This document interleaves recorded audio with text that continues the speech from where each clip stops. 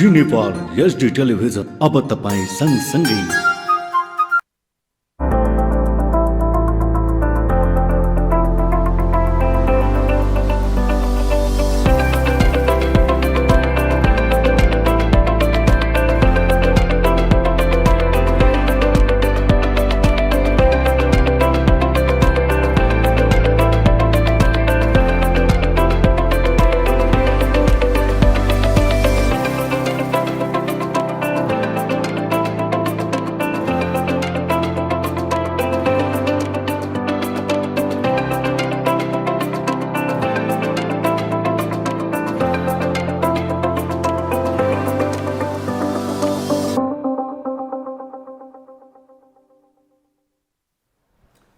नमस्कार। जी नेपाल एचडी टेलिभिजनको साप्ताहिक प्रस्तुति कार्यक्रम युवा तथा बालबालिकामा यहाँलाई हृदयबाट स्वागत छ। म कार्यक्रम प्रस्तुता साहिल अन्सारी।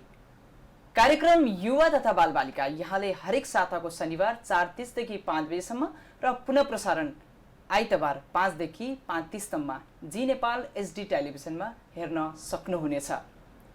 बालबालिकाहरूको हक अधिकार संरक्षण, बालमैत्री स्थानीय शासन र युवा सशक्तिकरणको विषयमा केन्द्रित कार्यक्रम युवा तथा बालबालिका यहाँले जी नेपाल एचडी टेलिभिजनमा हेर्न सक्नुहुनेछ। समग्रमा मुलुक अहिले लकडाउनको स्थितिमा छ। कोरोनाको आक्रान्त मचिएको छ। विशेष गरी अहिले वर्तमान अवस्थामा बढीभन्दा बढी जोखिम हाम्रा बालबालिकाहरू छन्। चाहे त्यो मनोसामाजिक विषय होस् या संरक्षणको सवालमा होस्। नेपालको संविधानमा बालबालिकाहरूको हक अधिकार धारा 39मा प्रष्ट रूपमा फन्डामेन्टल राइटको विषयलाई राखिएको छ, मौलिक हकमा स्थापित गरिएको छ। बाल अधिकार महासन्धिमा पनि बालबालिकाहरूको संरक्षणको विषय विशेष रूपमा उठाइएको छ। अहिले हेर्ने हो भने विशेष गरी 5 नम्बर प्रदेश सबैभन्दा बढी कोरोनाको उच्च जोखिममा छ र त्यो अन्तर्गत पनि बाँके जिल्लाको नरैनापुर गाउँपालिका जो अहिले कोरोनाको एपिसेन्टर भनेर पनि हामीले चिन्न सक्छौँ। दिन प्रतिदिन कोरोना संक्रमितको संख्या तीव्र रूपमा बढिरहेको अवस्था छ। बाँके जिल्लामा पनि नयाँ प्रमुख जिल्ला अधिकारीजी आए लगत्तै बाँकेमा अनिश्चितकालीन अर्थात् अर्को आदेश नआउँदासम्मको लागि निषेधाज्ञा जारी भइसकेको छ। सो विषयसँग सम्बन्धित रहेर समग्रमा राहतको विषय र हाम्रा बालबालिकाहरू र किशोर किशोरीहरूले भोगिरहेका समस्याका विषयमा केन्द्रित रहेर आज हामीले माइती नेपालका कार्यक्रम संयोजक एवं विगत लामो समयदेखि महिला र बालबालिकाको क्षेत्रमा सक्रिय रूपमा काम गरिरहनुभएका केशव कोइराला आज हामीसँग जी नेपाल एचडी टेलिभिजनको स्टुडियोमा हुनुहुन्छ। आउनुहोस् उहाँलाई स्वागत गरौँ। स्वागत छ केशव सर। धन्यवाद साहिलजी। के कसरी दिन बित्दैछ यो लकडाउनको परिप्रेक्ष्यमा हेर्दा? अहिले मुलुक 2 महिनासम्म लकडाउनको स्थितिमा रहँदै आएको छ। अझै कति दिन लकडाउन लम्बिने हो भन्ने पनि थाहा छैन। कसरी दिन बिताउँदै हुनुहुन्छ यो लकडाउनको दिनहरूमा? खास गरी यो जुन सरकारले घोषणा गरेको लकडाउनको समय छ, यसलाई लकडाउनलाई पालना गर्दै सँगसँगै कतिपय यो लकडाउनको पिरियडमा विशेष गरी कोरोना सङ्क्रमणको बारेमा जति पनि तथ्याङ्कहरूको नाममा विभिन्न खालका तरिकाले आएका छन् त्यो कुराहरूबाट महिला बालबालिकामा पर्ने प्रभावहरूलाई समीक्षा गर्दै र सँगसँगै त्यो कोरोनाको बारेमा बालबालिकाहरूमा त्यस्तो खालको जुन नैराश्य हुने, हतोत्साहित हुने, आत्तिने खालको होइन, यो त एकदम भयावह नै हो भन्ने खालको जुन तरिकाले आइरहेको छ, त्यो कुराहरूलाई त्यो होइन, यसलाई हामीले केयर गर्नुपर्छ, हामीले सावधानी अपनाउनुपर्छ, सरसफाइ गर्नुपर्छ भन्ने खालका कुराहरूलाई अनुसरण गर्दै गराउँदै यसरी चाहिँ आइएको छ साहिलजी। मान्छे कोरोनाबाट त बच्न सक्लान्, तर जुन प्रकारले अहिले राहतका प्याकेजहरू हेर्ने हो भने, यदि महिला र बालबालिकाहरूको पोषणको कुरा हेर्ने हो भने त झन् डरलाग्दो स्थिति देख्नुहुन्न यहाँले? एकदमै साहिलजी, हामीले के पायौँ भने अहिले कोरोनाको कहर सँगसँगै त्योभन्दा पनि अझ के पायौँ भने अन्य खालका सङ्क्रमणहरू अन्य खालका समस्याहरू उत्पादन हुने हुन् कि भन्ने डर छ। किन हामीले देखिरहेका छौँ विशेष गरी महिला र बालबालिकाहरू आज गर्भवती महिलाहरूदेखि लिएर काके बच्चाहरू च्यापेर हिँड्ने महिला दिदीबहिनीहरू सपरिवार हिँड्नेहरू र सानसाना नानी बाबुहरू चाहिँ खाली खुट्टै हिँडेको भोकभोकै हिँडेर लामो यात्रा गरेकादेखि लिएर अहिले नेपालभित्रै पनि एक ठाउँबाट अर्को ठाउँमा त्यो छ भने भारत लगायतका स्थानहरूबाट पनि धेरै दिनको यात्रा गरेर हिँड्नुपर्ने भोकभोकै हिँडेर त्यसरी आउने र सँगसँगै यहीँ नेपालभित्रै रहेका जुन दैनिक ज्याला मजदुरी गर्नेहरू जो सामान्य परिवारका हुनुहुन्छ जसलाई आज दिनभरि काम गरेर साँझ खाने व्यवस्था गर्नेहरू त्यस्तो घरमा अझ धेरै महिला बालबालिकाहरू जसलाई उचित आहार स्याहारको आवश्यकता पर्दछ त्यो प्राप्त नगरी त्यो पूर्ण रूपमा प्राप्त नगरेको अवस्था चाहिँ छ सायद। जस्तै अब यो बाँके जिल्ला मात्र नभएर अब नेपालभरि नै अहिले कोरोनाको सङ्क्रमण उच्च जोखिममा छ। सबै जिल्लामा त फैलेको छैन तर अधिकांश जिल्लाहरूमा यो कोरोनाको आक्रान्त मचिसकेको अवस्था छ। विशेष गरी बाँके जिल्लामा हेर्ने हो भने नरैनापुर गाउँपालिका इपिसेन्टर बनिसकेको छ। त्यहाँका बालबालिका त्यहाँका युवा त्यहाँका किशोरी त्यहाँका महिलाहरू उच्च जोखिममा हुनुहुन्छ। तर त्यहाँ कोरोना नियन्त्रण त गर्न सकिएला तर जुन महिला र बालबालिकाहरूको दैनिक पोषणका कुराहरू छन् संरक्षणको कुराहरू छन् त्यो संरक्षणमा सरकारको कतिको ध्यान गएको छ। जस्तै यहाँहरू त अब प्रमुख जिल्ला अधिकारी ज्यूसँग अथवा यहाँका नागरिक समाज अगुवा र विभिन्न सुरक्षा निकायसँग यहाँहरूको त बेला बेलामा सहकार्य समन्वय त पक्कै भइरहेको होला तथ्याङ्क पनि अदावधी गर्दै हुनुहुन्छ। तर त्यो कुरालाई गरिरहँदा त्यहाँको संरक्षणको सवालमा कतिको सरकार गम्भीर छ? खास गरी यही कुराहरू यहाँले उठाउनु भएकै कुराहरू त्यहाँका मानिस र आम नागरिकहरू र सँगसँगै त्यसमा पनि अझ महिला बालबालिकाहरू ज्येष्ठ नागरिकहरूलाई जुन मनोसामाजिक रूपमा पर्ने एउटा असरदेखि लिएर उनीहरूले प्राप्त गर्ने स्याहार सुसारका कुराहरूदेखि लिएर जुन अहिले टेस्ट हुने कुराहरूमा पनि किनभने यसको परीक्षण हुने कुराहरूमा पनि अझ हुनुपर्दछ। त्यहाँ व्यवस्थित रूपमा परीक्षणका कुराहरूलाई अझ व्यापक रूपमा लिएर जानुपर्दछ र त्यहाँ भएका बालबालिकाहरू महिलाहरू ज्येष्ठ नागरिकहरू ती अशक्त अपाङ्गहरूलाई उहाँहरूलाई चाहिँ अझ राहतमुखी कार्यक्रमहरू सँगसँगै उहाँलाई मनोसामाजिक परामर्शको नै आवश्यकता देखिन्छ। किनभने अहिले धेरैजनाले हामी नरेन्द्रपुरमा यस्तो भयो भन्ने मात्रै भएको छ। जुन ढङ्गले त्यहाँ जानुपर्ने हो त्यहाँका महिला बालबालिकाहरू आम नागरिकहरूलाई जुन ढङ्गले सान्त्वना दिनुपर्ने हो उहाँलाई जुन ढङ्गको एउटा सहानुभूति सँगसँगै ऊर्जा प्रदान गर्नु पर्यो। होइन यसलाई चाहिँ यसो हुनुपर्छ यसरी जाउँ होइन यसलाई केयर गर्यो भने हुन्छ हामी सतर्क बनाउँ सावधान हौँ तपाईँहरूसँग हामी साथमा छौँ होइन हामीले तपाईँलाई साथ दिइरहेको छौँ भन्नुहोस् कहाँ के छ भन्ने बालबालिकालाई यो गरौँ त्यो खालको एउटा जुन योजना हुनुपर्ने हो त्यो नभइरहेको अवस्था छ। तर केही प्रयासहरू भएका छन् होइन भएका प्रयासहरूलाई पनि हामीले सम्झनु पर्दछ। ती प्रयासहरू आफ्नो ठाउँमा राम्रा छन् तर जुन ढङ्गले जानुपर्ने हो व्यापक रूपमा त्यो रूपले अहिले पनि जान सकिरहेको छैन। अहिले पनि भन्ने हो भने परीक्षणको दायरा प्रभावकारी ढङ्गले अगाडि बढेको छैन। चाहे त्यो ऱ्यापिड टेस्टको कुरा हो चाहे पिसिआर टेस्टको कुरा होस्। नरैनापुर त इपिसेन्टर बनिसकेको अवस्थामा नेपालगञ्ज पनि उच्च जोखिममा थियो नि त। नेपालगञ्ज उपमहानगरपालिका उच्च जोखिममा थियो तर पनि यहाँ पिसिआर टेस्टको कुरा ऱ्यापिड टेस्टको कुरा परीक्षणको दायरा बढाइएन किन होला? त्यही एउटा कुरा थियो भन्दा अहिले पनि मलाई लाग्छ सायलजी हाम्रो यसमा सरकारको प्राथमिकतामा नपरेको हो कि नागरिक समाजको दबाब नपरेको हो कि के हो त? खास गरी अब नागरिक समाजले पनि यसको पक्षमा होइन व्यापक रूपमा यसको टेस्ट हुनुपर्छ भनेर एउटा दबाब त दिन जरुरी छ सरकारलाई। अहिले त गाउँ गाउँमा सिंह दरबार आइसकेको भन्छौँ तर गाउँ गाउँमा दरबार सिंहको कुरा हामी गरिरहँदा कि नागरिकले आफ्नो हक अधिकार प्रत्याभूति गर्न पाएन त? अहिले त्यो हेर्दाखेरि यो अवस्था पाएका छन् कि छैनन् भन्ने कुरा त अहिले गम्भीर छ नि। एकदमै अहिले यहाँले उठाउनु भयो जस्तै गरी अहिले हामीले त्यहाँको आम नागरिकहरूलाई हेर्ने भने जुन ढङ्गले उनीहरूले एउटा सान्त्वना पाउनुपर्ने हो जुन ढङ्गले हामीसँग सरकार हामीसँगै हाम्रै आँगनमा छ होइन यो हामीलाई जुन तरिकाले राहत दिनुपर्ने हो जुन तरिकाले संरक्षण गर्नुपर्ने हो त्यो खालको कुराहरू भइदिए हुन्थ्यो भन्ने जुन जनअपेक्षा छ त्यो अपेक्षा चाहिँ सम्बोधन हुन सकेको छैन। तर केही प्रयासहरू जुन भएको छन् ती प्रयासहरू चाहिँ पर्याप्त छैनन् पर्याप्त छैनन् किनभने अझ हामीले त्यो ती प्रयासहरूलाई अझ व्यापक रूपमा लिएर जान जरुरी छ। विशेष गरी किशोरीहरूलाई र बालबालिकाहरूलाई त अहिले परामर्शको धेरै आवश्यक छ मनोविमर्शकर्ताको आवश्यक छ किनभने झन्डै झन्डै 2 महिनादेखि मुलुक लकडाउनको स्थितिमा छ र अझै कति दिन लकडाउन जाने हो कुनै टुङ्गो लागेको छैन। सरकारले 20 गतेसम्म लकडाउन लम्ब्याउने निर्णय मन्त्री परिषदले गर्यो तर फेरि त थपिन्छ भन्ने कुरा एक हिसाबले आम जनमानसमा त्यो कुराहरू फिल भइसकेको छ। र जस्तै अब विशेष गरी अहिले बाँके जिल्लामा विशेष गरी बालबालिका र किशोर किशोरीहरूको अवस्था यहाँले कस्तो हेर्नुहुन्छ? हेर्नुहोस्, बालबालिकाहरूमा एकदमै त्रस्त मानसिकता छ। बालबालिकाहरूले यो ठुलो यसको बारेमा जुन हाउगोजी बनाइएको छ यसलाई, त्यसले गर्दा बालबालिकाहरूको मानसिक रूपमा एक खालको छुट्टै खालको असर पुगेको छ। अहिले हामी कतिपय बालबालिकाहरू डराउने, रातिमा पनि कम सुत्ने लगायतका कुराहरू भएका छन् भनेर केही जानकारीहरू अहिले हामीले प्राप्त गरिरहेका छौँ होइन। त्यो अनावश्यक खालको एउटा प्रोपोगन्डा टाइपको हाउगोजी बनाउने कुरा एकातिर छ भने त्यसले बालबालिकालाई एक खालको असर गरिरहेको छ। त्यस कारणले हामी के आग्रह गरिरहेका छौँ भने यसलाई धेरै नबनाऊ, आधिकारिक न्युजहरू हेर्ने होइन, जे वास्तविकता हो त्यो कुराहरू मात्रै गर्ने, बालबालिकाहरूलाई कसरी बचिन्छ, के गर्यो भने राम्रो हुन्छ भन्ने कुरा मात्रै सिकाउने, यसरी डराउनुपर्छ भन्ने खालको कुराहरू नगर्ने, सावधानीका कुराहरू गर्ने हो।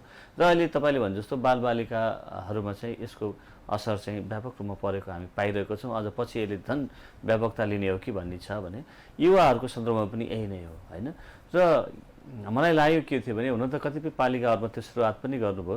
हामीले अहिले सुरक्षा निकाय मात्रै पर्याप्त छैन, किन उहाँहरू गरिराख्नु भएको छ, अहोरात्र खटिराख्नु भएको छ होइन। उहाँहरूलाई हामी धन्यवाद पनि दिन चाहन्छौँ तपाईँको सञ्चार माध्यम मार्फत।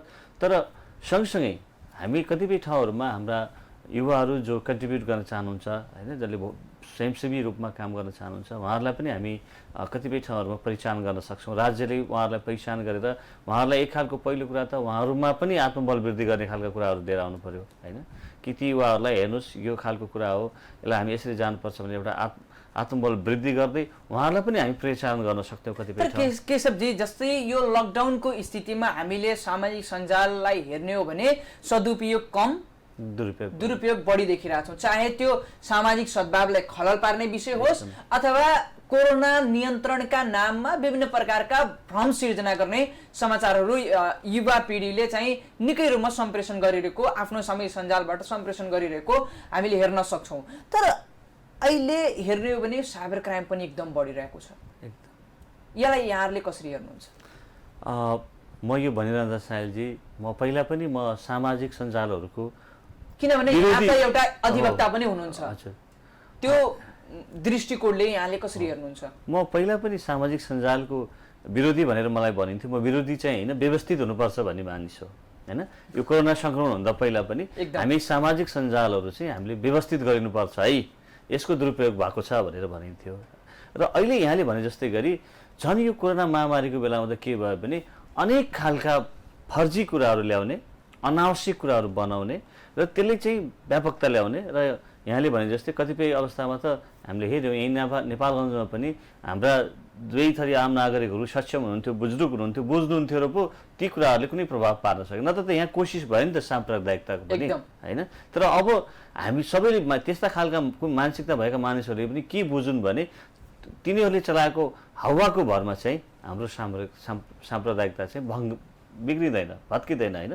एउटा त्यो खालका मानिसहरू छन् भने अर्को यहाँले भने जस्तो अहिले एकदमै असर बढी गरेको हामीसँग प्राप्त भएको जानकारीमा पनि हामी यो पाइरहेका छौँ, भित्रभित्र हामी हेरिरहेका छौँ कि अनावश्यक खालका ती समाचार जस्तो बनाएर होइन, त्यो यो यस्तो भयो अरे, फलानोले यस्तो भन्यो अरे भनेर अनावश्यक खालको कुराहरू जुन ल्याइएको छ, त्यो कुराहरूले चाहिँ बालबालिकाहरूलाई एक खालको मानसिक रूपमा र युवाहरूलाई पनि मानसिक रूपमा हो कि त, किनभने उहाँहरू घरमै बसिराख्नु भएको छ होइन, त्यो खालको कुराहरू गइरहेको छ। बरु म के आग्रह गर्छु भने तपाईँको यो कार्यक्रम मार्फत कि त्यस्तो भन्दा हामीले नयाँ कुराहरू कसरी आर्जन गर्न सक्छौँ होइन। हामी घरमै बसेको लकडाउनको पिरियडको बेलामा पनि हामीले शैक्षिक कुराहरूलाई कसरी लिन सक्छौँ होइन। एकले अर्कोलाई हामी त्यही सामाजिक सञ्जाल मार्फत एकले अर्कोसँग सेयरिङ गरेर यो बेलामा हामीले उत्तम काम के गर्न सक्छौँ होइन, त्यो खालको कुराहरूमा सेयरिङ भइदिएको भए अथवा ज्ञानका शैक्षिक रूपमा हुनुपर्ने ठाउँमा त्यो नभइकन एक खालका अनावश्यक कुराहरू ल्याएर झन् त्यसले धेरै बालबालिकाहरूलाई, सायलजी तपाईँले एकदमै राम्रो कुरा उठाउनु भयो, अहिले हामी त्यसको असर परे केही बालबालिकाहरू राति पनि बिउजिने, झस्किने गरेको होइन, धेरै बेर सोच्ने, टोलाउने गरेको कुराहरू आइरहेको छ भने यदि यसलाई हामीले समयमै रोक्न सकेनौँ र हाम्रा बालबालिकाहरूलाई होइन कि समयमै यसको बारेमा पूर्ण जानकारी दिन सकेनौँ, उहाँहरूलाई एउटा सन्तुष्ट पार्न सकेनौँ भने भोलि बालबालिकाहरूमा एउटा मानसिक समस्या पनि आउन सक्छ। किनभने बालबालिकाहरूको शैक्षिक अधिकार पनि यति बेला कुण्ठित भइरहेको छ। मुलुक लकडाउनको स्थितिमा चाहिँ नेपाल मात्र होइन, विश्वभरि नै यो कोरोनाको आक्रान्त मचिरहेको बेलामा अहिले विशेष गरी बालबालिका र युवामा अहिले निकै असर परेको छ। विशेष गरी उनीहरू चाहिँ पढ्न पनि पाएको छैन। तर एउटा कुरा मैले फेरि यहाँलाई प्रश्न गर्न चाहे, अहिले अनलाइन क्लासको कुराहरू पनि चलिरहेको छ, रेडियोबाट पढाइको कुराहरू चलिरहेको छ, यो कतिको प्रभावकारी हेर्नुहुन्छ? यसमा दुईटा कुरा हेर्नुपर्छ भन्ने लाग्छ सायलजी। हामीले त्यो कुन उद्देश्यले भनिएको हो होइन, साँच्चै नै हामीले जस्तै एउटा अधिकारको कुरा होला, एउटा हामीले भन्यौँ, तर जस्तै एउटा नरैनापुर गाउँपालिकाको परिप्रेक्ष्यलाई हेर्ने हो र नेपालगञ्ज उपमहानगरपालिकाको परिप्रेक्ष्यलाई हेर्ने हो भने धेरै फरक छ नि त। एकदमै नरैनापुरमा त अनलाइन क्लास प्रभावकारी हुँदैन जस्तो त मलाई लाग्छ, किनभने त्यहाँ त इन्टरनेटको एक्सेस नहुन सक्छ। नेपालगञ्जको त बालबालिकाले त्यो घर घरको वाइफाई इन्टरनेट एभाइलेबल छ, तर नरैनापुरमा छैन नि त। नरैनापुरमा त्यो तपाईँले भने जस्तै इन्टरनेटको एक्सेस पनि छैन र मलाई लाग्छ हाम्रो रेडियोहरू पनि राम्रोसित टावर टिप्छ या टिप्दैन एकदम होइन। र हामीले त्यहाँको बालबालिका फेरि के छ भने तपाईँ हामी सबैलाई थाहा छ कि विभिन्न खालका मानिसहरू छौँ होइन। हाम्रा बोली भाषा वेशभूषाहरू अलग अलग छन्। हामीले त्यो यदि त्यो गर्ने हो भने त हामीले त्यो ठाउँमा पहिल्यै अवेर गर्नु पर्ला नि त होइन। किनकि कुन माध्यमबाट त्यहाँ एभाइलेबल हुने मलाई लाग्छ ल इन्टरनेट त इम्पोसिबल होइन, त्यहाँ म देख्दिनँ म त्यति उपयुक्त हुन्छ भनेर इन्टरनेट मार्फत चलाइने क्लासबाट त त्यहाँको बालबालिकाहरूले कुनै पनि शिक्षा आर्जन गर्न सक्दैन भन्ने लाग्छ। अर्कोतर्फ हामीसँग अर्को एउटा माध्यम र रेडियो पनि कतिको टिप्छ कि टिप्छ त्यो कहीँ परीक्षण गरिएको छैन एकदम होइन। र अहिले हामी यो राम्रो कुरा हो, यसलाई मैले विरोध गर्न खोजेको होइन सायलजी कि इन्टरनेटबाट रेडियोबाट टिभीबाट हरेक ठाउँबाट शैक्षिक ज्ञान गुणका कुराहरू आउनु होइन, राम्रो विरोध त होइन तैपनि एउटा चाहिँ तर त्यसलाई हामी एकातिर समानताको कुरा गरिरहेछौँ, समता र समानताको कुरा गर्छौँ, एकातिर कतै कतै भेदभाव चाहिँ विभेद भयो कि भन्ने जस्तो पनि आम जनमानसमा फिल भइरहेको हुन्छ। मलाई धेरैजना साथीहरूले फोन गर्नुहुन्छ, मेरो घरमा त रेडियो पनि छैन, इन्टरनेट एक्सेस पनि छैन, हामी कसरी पढ्ने, यो त हामीसँग विभेद भयो भनेर प्रश्न गर्छन् नि। एकदमै त्यही मैले भने दुईटा कुरा हामी हेर्नुपर्छ। एउटा कुरा त्योसँगको पहुँच कतिको छ होइन, अर्को कुरा यदि त्यो गर्ने हो भने त्यो पहुँचभन्दा बाहिर रहेकाहरूलाई के गर्दाखेरि पहुँच बनाउन सकिन्छ होइन। त्यो यदि भएन भने हामीले कार्यक्रमको लागि कार्यक्रम गर्न सक्छौँ होइन, चलाउन सक्छौँ, तर त्यो सबैका लागि प्रभावकारी हुँदैन, सबैका लागि हुँदैन। त्यस कारणले यो व्यवस्थित हुनुपर्छ होइन, तर सबैको पहुँचमा पनि ल्याउन जरुरी छ एकदम। त्यो मेरो रहन्छ सायद। अहिले विशेष गरी हेर्ने हो भने लकडाउनको पिरियडमा हिंसाका घटनाहरू धेरै बढिरहेको छन्, कसरी हेर्नुहुन्छ यहाँहरूले? अहिले हामी त्यो पनि हामी नेपाल प्रहरीसँग बेला बेलामा समन्वय गरिरहेका छौँ भने आम नागरिकहरू खास गरी हाम्रा विभिन्न समुदाय स्तरमा भएका हाम्रा समूहहरू छन् होइन, त्यो समूह मार्फत हामीले केही जानकारीहरू प्राप्त गर्ने क्रममा के पाइरहेका छौँ भने अहिले पनि घरेलु हिंसाका कुन किसिमको घटनाहरू अहिले व्यापक रूपमा आइरहेको अवस्था छ? खास गरी घरेलु हिंसाकै घटनाहरू अधिकांश रूपमा देखिएको छ होइन, किनभने घरमै रहिरहँदाखेरि त झन् मेला भन्नुपर्ने ठाउँमा झन् त्यसको विवाद भएर घरेलु हिंसाका घटनाहरू धेरै आएको छ। र सँगसँगै यस्तो पिरियडमा पनि मलाई दुःख लाग्छ सायदजी कि यस्तो पिरियडमा पनि जबरजस्तीकरणका घटनाहरू पनि फाटोफुट्टा आइरहेका छन् होइन। यो मान्छे सबै त्रस्त भएको, सबै सुरक्षित भएर बस्नुपर्ने, घरमा बस्नुपर्ने, जहाँ घरलाई हामीले सबैभन्दा सुरक्षित ठाउँ मान्छौँ आफ्नो घर होइन, त्यहाँ पनि विभिन्न खालका यौन हिंसामा परेका घटनाहरू पनि आइरहेका छन्। र कतिपय हामीले थाहा पाए हुन्छ विशेष गरी घरेलु हिंसाका धेरै घटनाहरू चाहिँ बाहिर आउन सकिरहेका छैनन्, किनभने त्यो परिवेश पनि छैन होइन, अहिले वातावरण पनि छैन, किनभने उहाँहरू बाहिर आउँदाखेरि तत्काल के पाउँछु र मैले भन्ने छ होइन, यस्तै त होला भन्ने खालको छ। त्यस कारणले केही घटनाहरू बाहिर रिपोर्टिङमा आएको छ। र अहिले यो लकडाउनको पिरियडमा पनि थुप्रै खालको घरेलु हिंसा, त्यसमा पनि मानसिक शारीरिक हिंसा होइन, कुटपिट पनि भएको छ, टर्चर गर्ने कुराहरू पनि भएको छ, र सँगसँगै यौन हिंसाका घटनाहरू पनि हामी भइरहेको कुराहरू चाहिँ हामीसँग जानकारीमा आइरहेको छ। स्थानीय सरकारले के गर्नुपर्छ? अहिले मुलुक लकडाउनको स्थितिमा भइरहँदा राहतका कुराहरू, राहतका प्याकेजको कुराहरू छन्। अहिले हेर्ने हो भने नेपालगञ्जको महेन्द्र बहुमुखी क्याम्पसको क्वारेन्टाइनको अवस्था हेर्ने हो भने एउटा नामको क्वारेन्टाइन, तर चाहिँ त्यहाँ महिला र बालबालिका मैत्री को जुन मापदण्ड WHO ले जुन मापदण्ड तोकेको छ त्यो मापदण्ड अनुसार छैन। जुनसुकै क्वारेन्टाइनलाई अहिले हेर्ने हो भने मापदण्ड अनुसार छैन, कहीँ कतै फ्याटाफुट्टा होलान्। तर जुन हिसाबले क्वारेन्टाइन व्यवस्थित हुनुपर्ने हो त्यो हिसाबले क्वारेन्टाइन व्यवस्थित भएको छैन। चाहे त्यो आइसोलेसनको कुरा गर्ने हो चाहे क्वारेन्टाइनको कुरा गर्ने हो। मैले फेरि भने कुनै ठाउँमा होला तर नागरिक त बराबर हो नि त। बाँकेको नागरिक र बर्दियाको नागरिक फरक छैन नि त। सबै एउटा देशमा भएर एउटा देशको नागरिक भइसकेपछि जुन अधिकार साहिल अन्सारीले पाउनुपर्ने हो त्यो अधिकार केशव कोइरालाजीले पनि पाउनुपर्ने हो। त्यसकारणले यी कुराहरूमा स्थानीय सरकार कतिको गम्भीर बनेको छ। साहिलजी यसमा बडा यो एकदम महत्त्वपूर्ण र एकदमै बहस भएको विषय हो साहिलजी।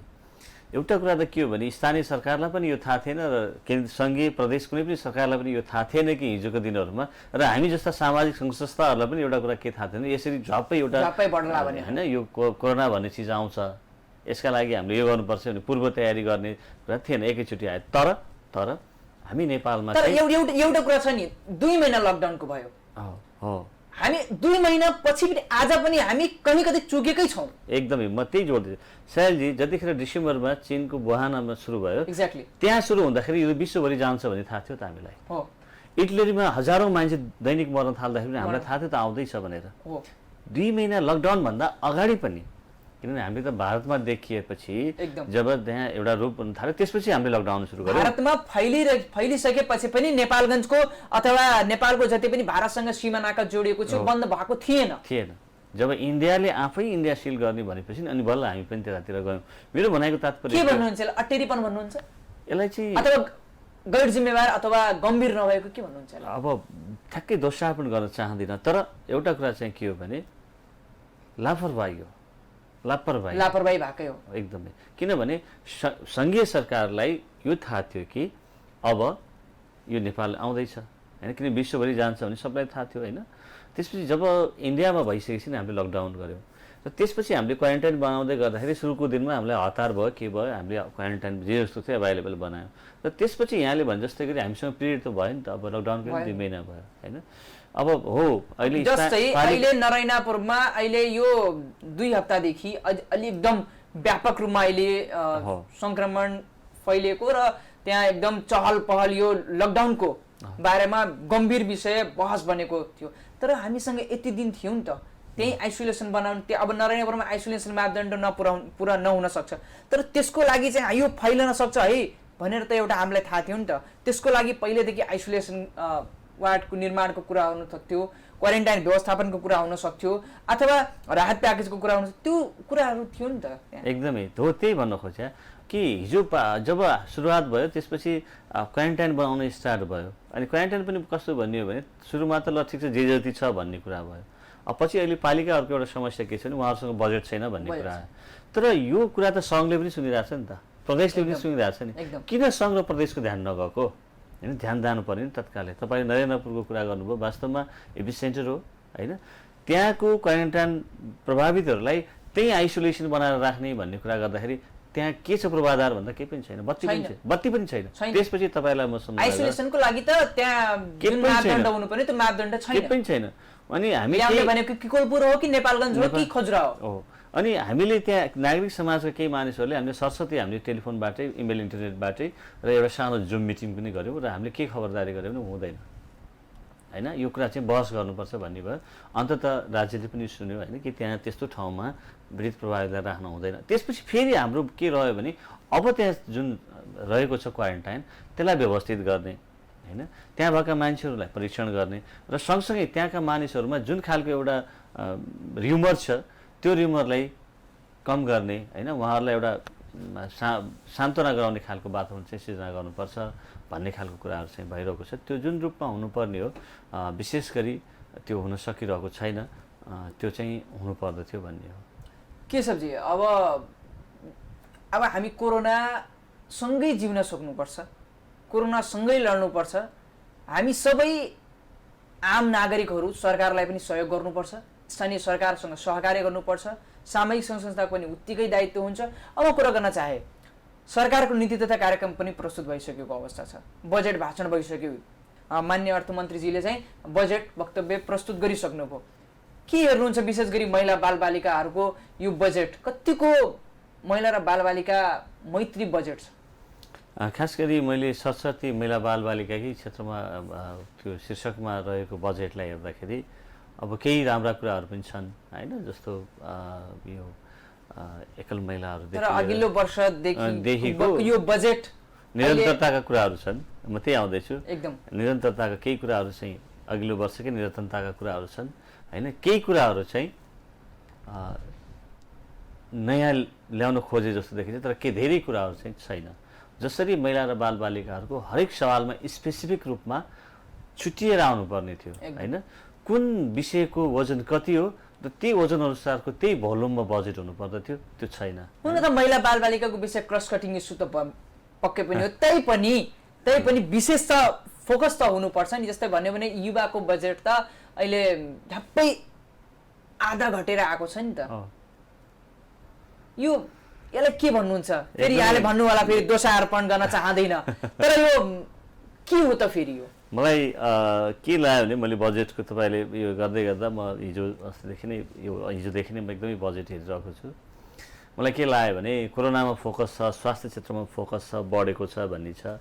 हुन त विज्ञहरूले कति बढाउनु पनि त्यतातिर जाँदैन, तर त्यसको नाममा महिला बालबालिका युवाहरूको बजेट काट्नुभन्दा होइन, त्यो बजेटलाई त्यही कोरोनालाई न्यूनीकरण गर्नका लागि एक्ज्याक्टली होइन, युवाहरूलाई कसरी परिचालन गर्ने त्यही बजेटलाई हामी त्यहीँ गएर त्यही युवालाई परिचालन गर्न सक्थ्यौँ। त्यही युवाले भोलि क्रिएटिभ काम गर्दथ्यो होइन। बालबालिकाहरू महिलाहरूलाई कसरी संरक्षण प्रदान गर्ने होइन, त्यो खालको कुराहरूको लागि। किनभने यो चिज भनेको त महिला बालबालिकाहरू भनेको त तपाईँले हरेक पटक संरक्षण र प्रवर्धन गर्नुपर्ने, उहाँहरूलाई प्रोत्साहन गर्नुपर्ने कुरा हो नि।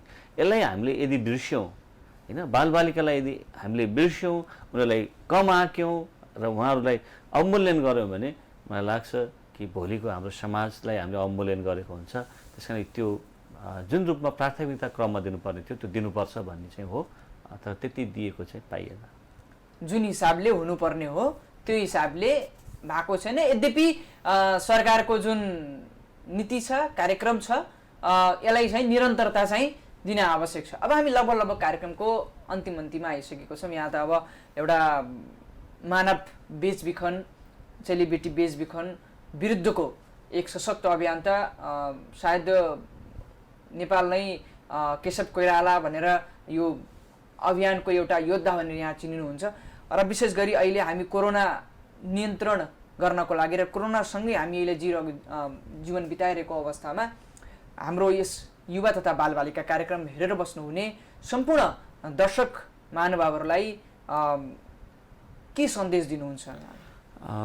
सायद खास गरी म यहाँको कार्यक्रम मार्फत अहिले जति पनि यो कार्यक्रम हेरिराख्नु भएको छ उहाँहरू मार्फत अरूमा पनि के जाओस् भने हामीले यो बन्दाबन्दीको पिरियडमा जुन तरिकाले हामी जुन कुराहरूसँग हामी बढी इङ्गेज छौँ त्यो कुराहरू हाम्रो लागि लाभदायक कति छन् भन्ने कुराको इभ्यालुएसन गरौँ, मूल्याङ्कन गरौँ, आफूले स्वमूल्याङ्कन गरौँ र ती लाभदायक हुने कुराहरूसँग हामी नजिकमा जाउँ। र सँगसँगै यहाँले भने जस्तो सँगसँगै कोरोना सँगसँगै बाँच्नु त छँदैछ होइन, तर कोरोना सँगसँगै बाँच्दै गर्दाखेरि पनि हाम्रा सावधानीका कुराहरू छन् होइन। हामीले हाम्रो परिवार, हाम्रो समुदाय, हाम्रो छिमेकमा पनि सावधानीका कुराहरूलाई कतिको प्रवर्धन गर्न सक्छ त्यो गरौँ। र अर्को कुरा मलाई के जोड्न मन लाग्यो भने हेर्नुहोस्, यो बन्दाबन्दीको पिरियडमा पनि मानव बेचबिखन, मानव अधिकारका कुराहरू, थुप्रै कुराहरू गर्दाखेरि केही मानव बेचबिखनका घटनाहरू खास गरी भारत जाने कुराहरू कम भएर गएको छ। तर एकाध गाडीहरूमा, तरकारीको गाडीहरूमा जाने र बाइकबाट साइड नाकाबाट लाने कुराहरू र केही घटनाहरू त्यस्ता छन् भने त्योभन्दा बढी अब चाहिँ के होला भने म तपाईँहरूको मार्फत युवाहरूलाई के आग्रह गर्न चाहन्छु भने अब यो बन्दाबन्दीको पिरियडमा हाम्रो बाहिर काम गरेर फर्किनुभएका युवाहरू पनि हाम्रो देशभित्र फर्किनु भएको छ र हाम्रै देशभित्र पनि बन्दाबन्दीले गर्दा थुप्रै अब बेरोजगार र थुप्रै कुराहरूको अभाव भएको छ होइन। खाद्यान्न सामग्रीहरू सकिएको छ, थुप्रै अभाव छ र मानव दलालले जहाँ अभाव छ होइन त्यही नै उनीहरूले आफ्नो जाल फिजाउने गरेको हुन्छन्। त्यस कारणले यतातर्फ पनि हाम्रो युवाहरूको ध्यान जाओस् र अब मानव बेचबिखन अन्तर्देशीय मात्र होइन कि आन्तरिक पनि हुनसक्छ होइन, यहीँभित्र पनि हिंसाका घटनाहरू, मानव बेचबिखनका घटनाहरू हुनसक्छ। त्यस कारणले हामीले कोरोनाबाट कसरी बच्ने र बचाउने कुराहरू सँगसँगै मानव बेचबिखन जस्ता जघन्य अपराधहरू होइन महिला बालबालिकामाथि हुने जघन्य अपराधहरूलाई कसरी न्यूनीकरण गर्न सक्छ भन्ने कुरामा पनि हाम्रो युवाहरूले विभिन्न तरिकाले यही सामाजिक सञ्जाल मार्फत क्रिएसन गरेर होइन छलफल गरेर पनि जान सकिन्छ भन्ने लाग्छ। हस्, यति व्यस्तताको बावजुद पनि जी नेपाल एचडी टेलिभिजनलाई समय प्रदान गर्नुभएकोमा यहाँलाई हृदयबाट धन्यवाद। सायद तपाईँ र तपाईँको यो जी नेपाल टेलिभिजनलाई पनि म धेरै धेरै धन्यवाद दिन चाहन्छु। दर्शकवृन्द, कार्यक्रम युवा तथा बालबालिकाको आजको समय सीमा यहीँ सकिएको छ। आज हामीले यो 2 महिनादेखिको लकडाउनको पिरियडलाई समीक्षासँगै विशेष गरी युवा बालबालिकाको विषयमा केन्द्रित रहेर सँगै सरकारको प्रस्तुत भएको नीति तथा कार्यक्रम, बजेट वक्तव्य र समग्रमा बाँके जिल्लाको अवस्थाको विषयमा आज हामी छलफल गर्यौं। हामीले कोरोना नियन्त्रणका लागि हामी सबै जुट्नुपर्छ। एउटा आम नागरिक सँगै स्थानीय सरकार, प्रदेश सरकार, सङ्घ सरकार र सामाजिक सङ्घ संस्था लगायत सबै हामी कोरोना नियन्त्रण गर्न हामी सबै लड्नुपर्छ। अन्ध्यारोपछि पक्कै पनि उज्यालो निश्चित छ। हामी सावधानी अपनाऊ, होसियारी अपनाऊ, पक्कै पनि कोरोनासँग हामी जित्न सकिन्छ। विगतका धेरै कोरोनासँग जितेका घटनाहरू हाम्रो लागि नजिर बन्न सक्छ। हामी सबैले त्यो घटनालाई हेरेर हामीले अझै ढिलो भएको छैन। अहिले पनि हामीले कोरोनासँग लडौँ, सावधानी अपनाऊ, सरकारलाई, सङ्घ सामाजिक सङ्घ संस्थालाई र विभिन्न सरकारवाला निकायसँग सहकार्य समन्वयका साथमा अगाडि बढौँ। हाम्रो अर्को कार्यक्रम समाचारका लागि हामीलाई युट्युब, ट्विटर, इन्स्टाग्राम लगायतमा हामीलाई फलो गर्न सक्नुहुनेछ। हवस् त, अर्को साता नयाँ विषय नयाँ पत्रका साथमा उपस्थित हुने बाचा सहित म लगायत मेरो युनिटलाई बिदा दिनुहोस्। जी नेपाल एचडी टेलिभिजन हेर्दै गर्नुहोला। नमस्कार।